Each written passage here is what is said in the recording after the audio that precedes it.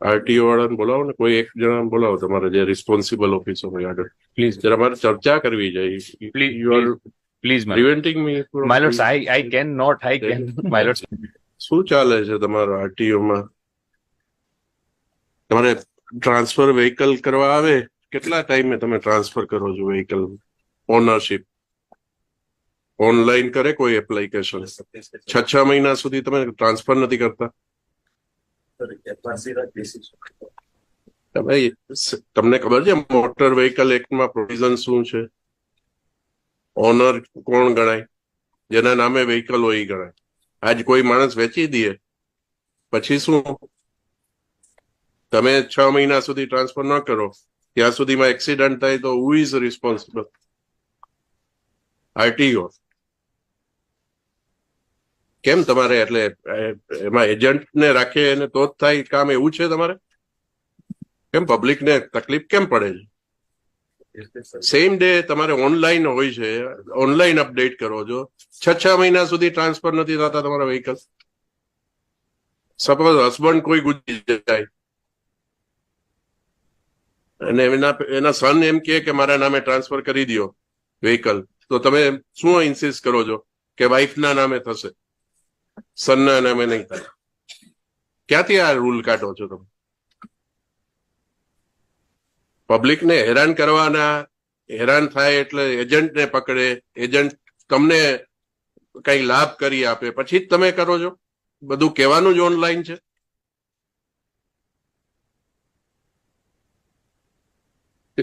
Fitness સર્ટિફિકેટમાં કેટલો time લો છો? ક્યારેય ચેક કરો છો રોડ ઉપર જઈને કે ફિટનેસ સર્ટિફિકેટ કેટલાનું છે? કેટલી રિક્ષાઓ અમદાવાદમાં ફરે છે જેમાં એના સર્ટિફિકેટ નથી, પરમિટ નથી? તમે બેસીને ખાલી એક એજન્ટ સાથે તમારું લાયઝન કરવાનું? આ પબ્લિક માટે તમે આરટીઓ ચલાવો છો કે કોઈ એજન્ટ માટે ચલાવો છો કે તમારા સ્ટાફનો લાભ થાય એના માટે ચલાવો છો? પેમેન્ટ તો કરે છે ને ગવર્મેન્ટ, પગાર તો તમને આપે છે ને ટાઈમસર. કેમ માણસોને મુશ્કેલી પડે? ઓનલાઈન થાય તો સેમ ડે થવું જોઈએ. તમે એક પણ વસ્તુ મને જસ્ટિફાઈ કરો કે કઈ વસ્તુ તમે સેમ ડે કરો છો? લાયસન્સ ટ્રાન્સફર કરવાનું હોય કે લાયસન્સ રિન્યુ કરાવવાનું હોય તો એ 15 દિવસ, મહિના દિવસ સુધી તમારે ત્યાં પડી રહી. શા માટે? સ્ટાફ નથી. એક આ તમારો સર્વર ધીમું છે, સ્ટાફ નથી. સર્વર ધીમું છે, સ્ટાફ નથી. અને જો એજન્ટને પકડો અને કરો તો સવારે આપ્યું હોય સાંજે થઈ જાય. ત્યારે તમારા બધા ક્રાઇટેરિયા જુદા થઈ જાય.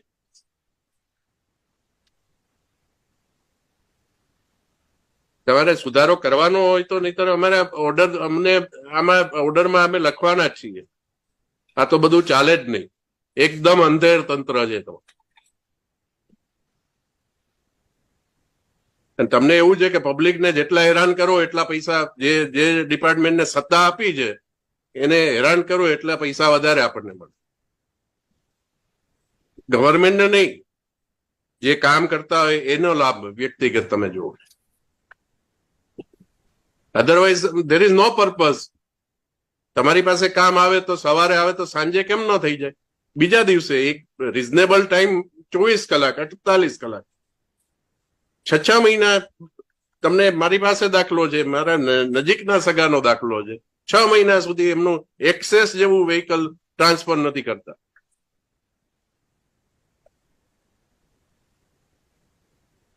કઈક ગમે એવી ઇન્કવાયરી ઉભી કરશો કે પાન કાર્ડ નથી આપ્યું, આધાર કાર્ડ, તો તમે જયારે એક્સેપ્ટ કરો છો ત્યારે નથી ખબર પડતી? તમારે શું સિસ્ટમમાં કરેક્શન કરવાનું? મને વ્યક્તિગત કોઈ સામે વાંધો નથી, પણ તમારો જે એરિંગ ઓફિસર હોય, તમારો સ્ટાફમાં ઘણા ખૂબ સારું કામ કરતા હશે, પણ જે નથી કરતા અને જેની મેન્ટાલિટી આવી છે, માણસોના કામ દબાવી રાખે છે, એનું કઈ કરવાનું નથી તમારે? તમે શું છો? તમારી પોઝિશન શું છે? આરટીઓ. તમારે ડ્રાઇવિંગ એટલી બૂમ છે કે તમારા ડ્રાઇવિંગ ઓલા ટ્રેક ટેસ્ટ છે એ બરોબર નથી કામ કરતા. તમારા લાયસન્સ ટાઈમસર નથી આવતા. માણસને પરમિટ નથી, તમે ઈ ચેક કરતા. અત્યારે તમે રિક્ષાઓ જોવો છો શહેરમાં કેમ ફરે છે? પેપર ન્યૂઝપેપરના તો ફોટોગ્રાફ એટલીસ્ટ કન્સિડર કરો તમે. કઈ રીતે હોય છે? બહાર પેલા દફતર લટકાયેલા હોય છે, 10 પેસેન્જર ભર્યા હોય છે, તમે કઈ રીતે પરમિટ કરો છો? મારુતિ વાહનમાં કેટલા ભર્યા હોય છે? અહીંયા તમે ઇસ્કોન સર્કલ ઉપર ક્યારેય જોયું છે તમે? તો પોલીસ ડિપાર્ટમેન્ટ નું તો હવે મને કઈ કહેવા જેવું જ નથી રહ્યું. ત્યાં ઓલી પેલી પ્રાઇવેટ કાર ત્યાંથી જતી હોય, ત્યાં પેસેન્જર ભરવા રસ્તા વચ્ચોવચ્ચ ઉભા હોય, એની બાજુમાં એસટી બસ ઉભી રહી, એની બાજુમાં ટ્રાવેલ્સની બસ ઉભી રહી, એટલે પબ્લિકે જવાનો રસ્તો જ નહીં. એક બાજુ લારીઓ ઉભી હોય. પબ્લિકને તમે શું સમજીને બેઠા છો કે કોઈ માણસ આવીને બળવો કરશે ત્યારે જ તમે કંઈક કરશો? સત્તા છે તો તમે એનો સદુપયોગ શા માટે નથી કરતા? આ તમારું ફંક્શન છે. અમારે આવીને તમને આ સમજાવવાનું હોય કે લેક્ચર આપવાનું હોય? આ કોઈ તમે ઇન્સ્યોરન્સ ક્લેમમાં જોવો છો તમે કે પરમિટ નથી એટલે અમારે એમની જવાબદારી ન થાય ઇન્સ્યોરન્સ કંપનીની. પેલું લાયસન્સમાં ખામી છે એટલે જવાબદારી ન થાય. ફિટનેસ સર્ટિફિકેટ નો કઈ ઇસ્યુ ઉભો કરે તો જવાબદારી.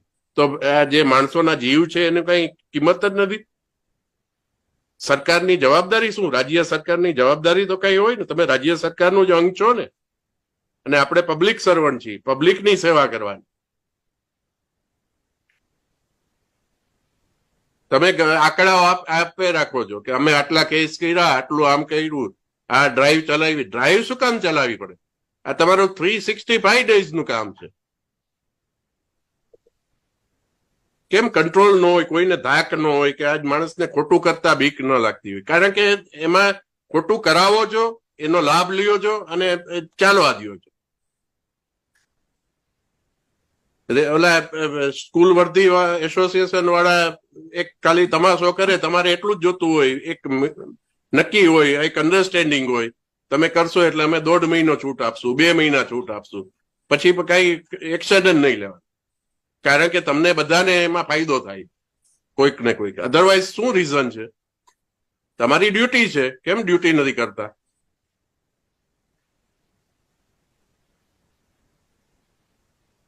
કેટલા માણસો રોજના મરે છે એક્સિડન્ટમાં? જવાબદાર કલ્પેબલ નેગ્લિજન્સ તમારું પણ આવશે. અમે તો એ હદ સુધી લઈ જવા માંગીએ છીએ મેટર કે જે અધિકારી જવાબદાર હશે એનું જે એરિયામાં થશે, અમદાવાદમાં થાય જેટલા એક્સિડન્ટ, તો એમાં આરટીઓ જવાબદાર થાય, તમારા પોલીસ વાળા જવાબદાર થાય, અને રોડ જો રસ્તા ખરાબ હશે તો રોડ વાળા. હવે એ હદ સુધી લઈ જવી પડશે. અધરવાઇઝ કોઈ ચેન્જ આવશે જ નહીં. તમને કોઈ જવાબદારી, કોઈ પણ જાતનું, તમારે એ લક્ઝરી બસો ગમે તેમ ફરતી હોય, તમે કોઈ દિવસ ચેક કરો છો? કોઈ દિવસ નથી. પોલીસને એટલી ઇન્ટરેસ્ટ જરાય બિલકુલ. કાલા કૂતા, ધોળા કૂતા, જે ચાલતું હોય તમારું, આ બધું તંત્ર આપણે ચલાવવાનું છે. તમારી સિસ્ટમ ક્યારેય સુધારવાની નથી. સામાન્ય માણસ કેટલો હેરાન થાય છે. તમે જો ટ્રાફિકના કેટલા પ્રશ્નો થાય છે, કારણ કે આ બેફામ રિક્ષાઓ થઈ ગઈ છે. તમે કોઈ દિવસ એનો કઈ કંટ્રોલ કરવાનું વિચારો? ચાલે લોજિકલી, તમે લેજિટિમેટલી જે પણ તમે પરમિટ આપી હોય એને ચાલતી હોય, અને એ પણ નિયમ અનુસાર, તો બરોબર. બસો છે તો એ તમે નિયમ અનુસાર ચાલે તો તમારે કઈ વાંધો નહીં. તો એને પાર્કિંગ નું કઈક હોય, આ તે જે ઓથોરિટી તમારા જ્યુરિસ્ડિક્શનમાં જેટલું આવતું હોય એટલું તમારે કરવાનું. પોલીસે કઈ કરવાનું? પોલીસને તો કઈ ધ્યાન જ નથી આવતું કે શું થઈ રહ્યું છે. My lords, in our reply, my lords, we have incorporated that what are the actions taken in the recent past. મને એમાં તમારી ડ્રાઈવ છે ને, એ તો આંખમાં ધૂળ નાખવાનો કામ છે. તમને કેવું પડે કે તમે આવું એક્શન લ્યો, અને એ ફિગર ઉભા કરવા માટે તમે ખાલી એક કરો છો.